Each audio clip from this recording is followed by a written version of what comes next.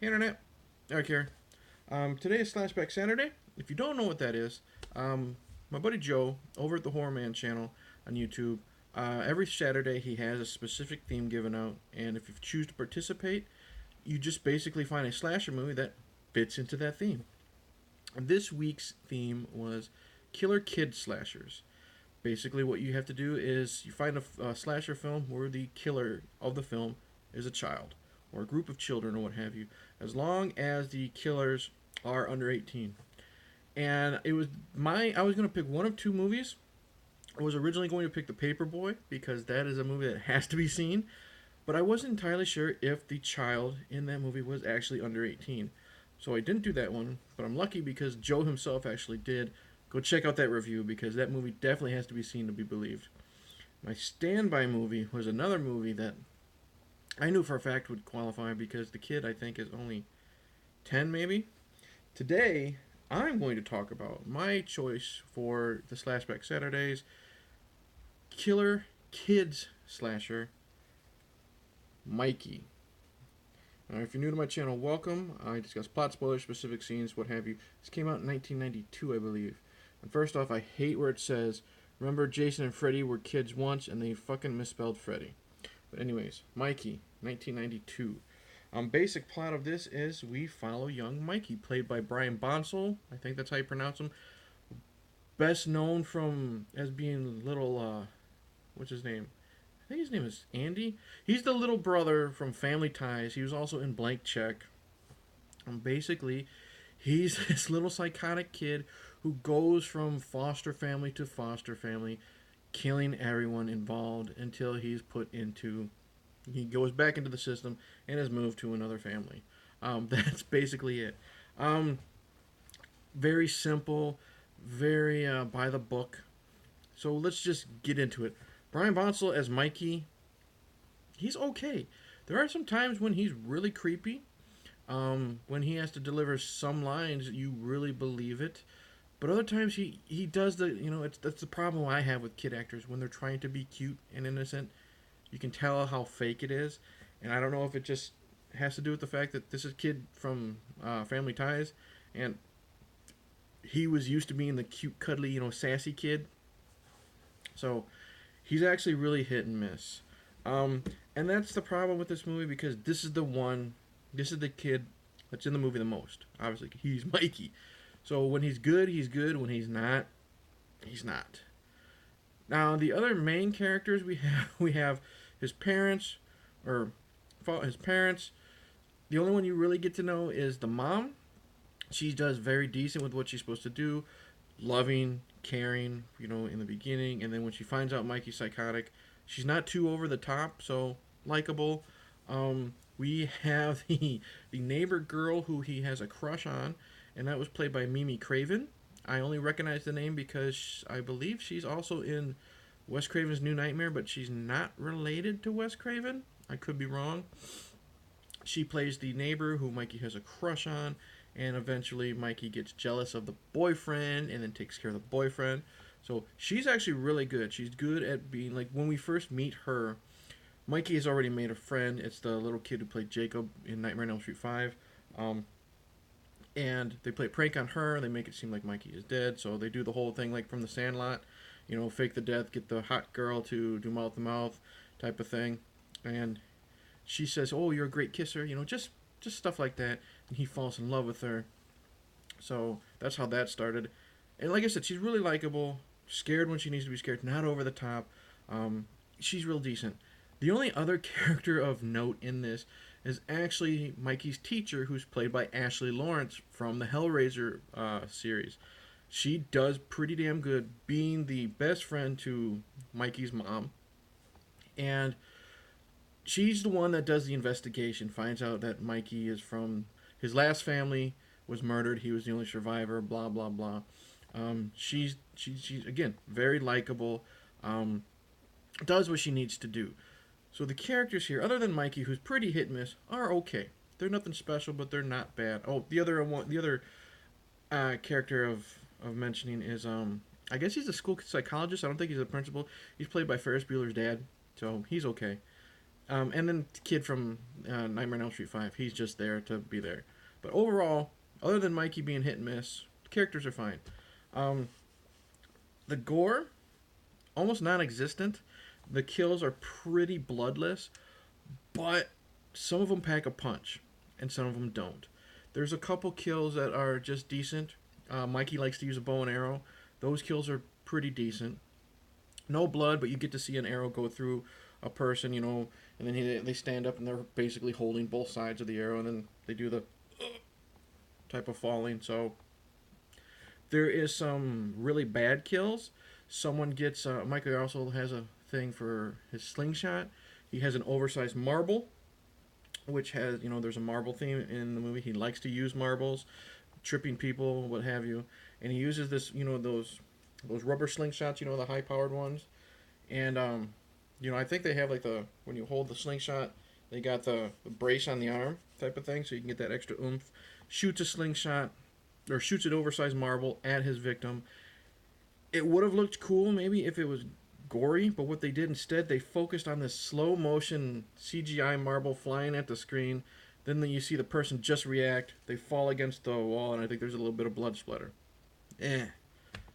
But when they are successful in doing good kills, they are really good at doing good kills. There's a couple electrocutions in the tub. Mikey has a thing for electrocuting people either in tubs or in jacuzzis. 2 victims go that way, and they're done really well. There is no cheesy CGI 80s, Return of the Jedi Force lightning that is thrown in there. It's just sound effects, smoke, and light in the water, and it's great. You can the way it's shot, it makes it so you can smell like the hair burning. So those 2 scenes, those 2 kills, really good, really good. Highly recommend those. There's one where the movie starts. And first off, well, we'll get to this part, but the movie starts out and Mikey's with the family that is murdered, and then he gets put into the current family.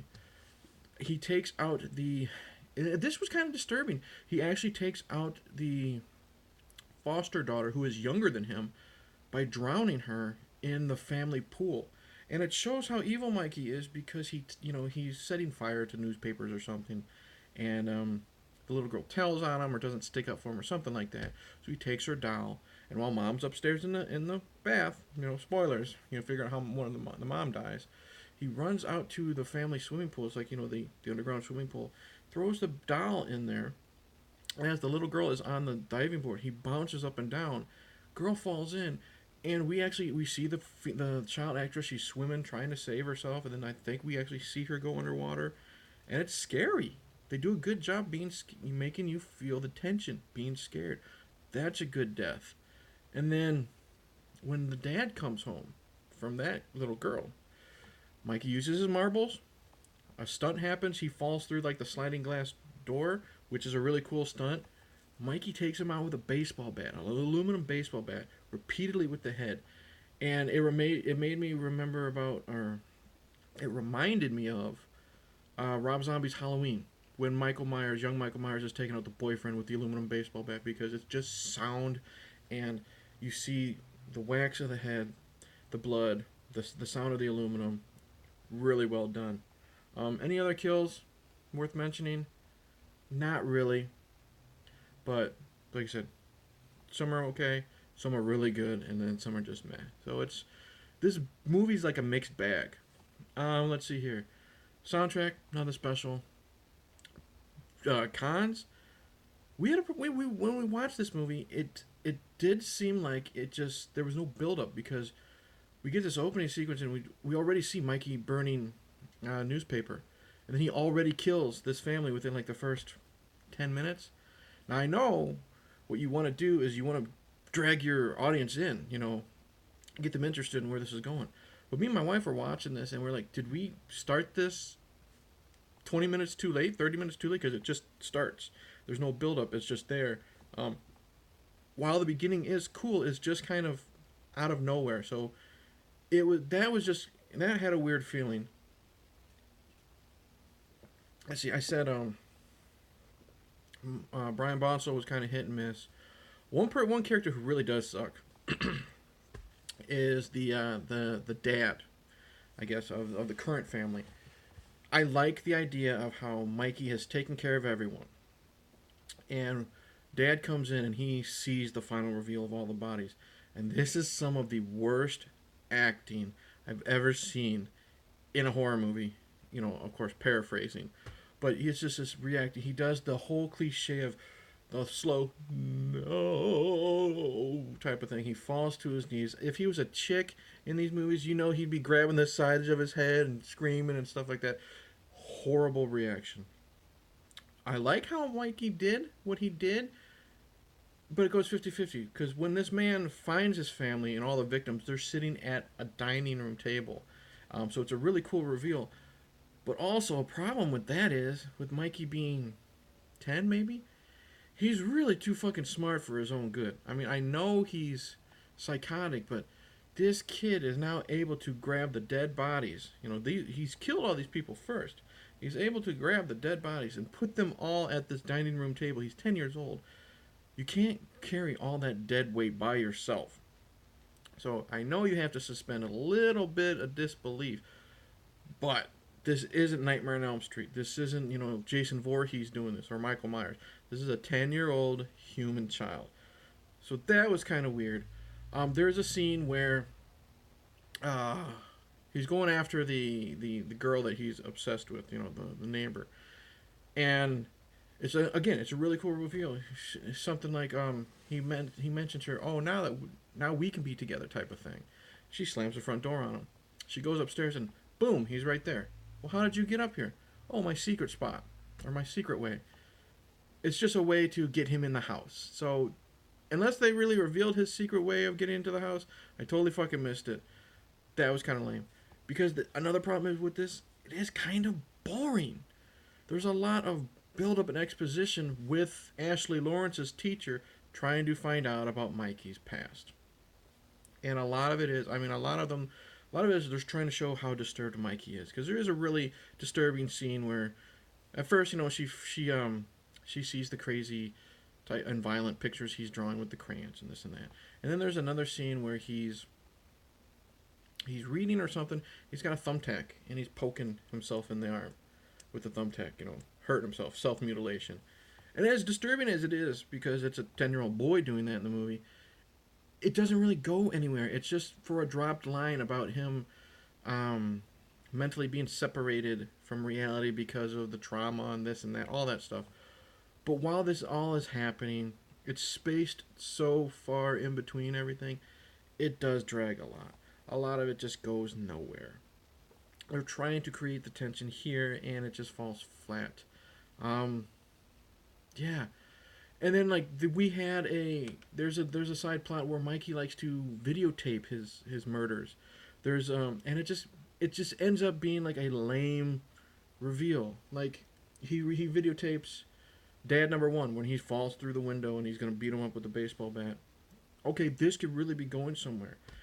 It just ends up being a reveal where current mom walks in on him and he's watching what he calls Mikey's funniest home videos. And he just gives her a look. It could just because Brian Bonsel's reaction or the way he delivered his lines sucked. It just didn't have that payoff, I guess. So, in the end, Mikey, 1990. Oh, you know what? I did some research because I wanted to find out who a lot of these characters was. One interesting thing about Mikey was, I guess it's banned in the United Kingdom because in 1993, I read this. I have to read more. You can Wikipedia it somewhere, or just go on the Mikey Wikipedia page. This came out in 92. In 93, a 2-year-old was murdered by 10-year-old boys. And due to the subject matter of this movie, it's still currently banned in the United Kingdom. So that says something.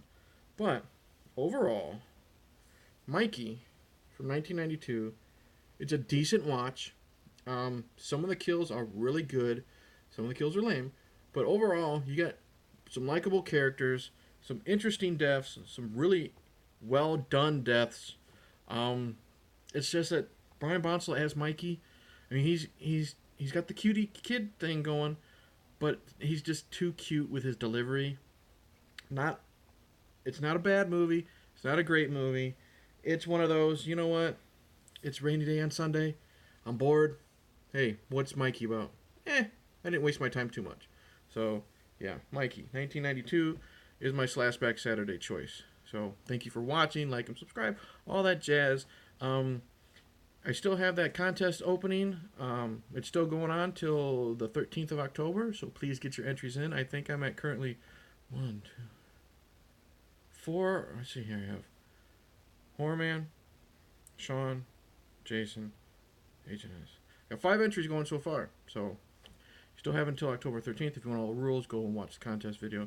Enough self-promotion. This is about Joe's theme, so like and subscribe, all that jazz. Click the bell. Go check out The Horror Man. Cheers, and are you my new mommy and daddy?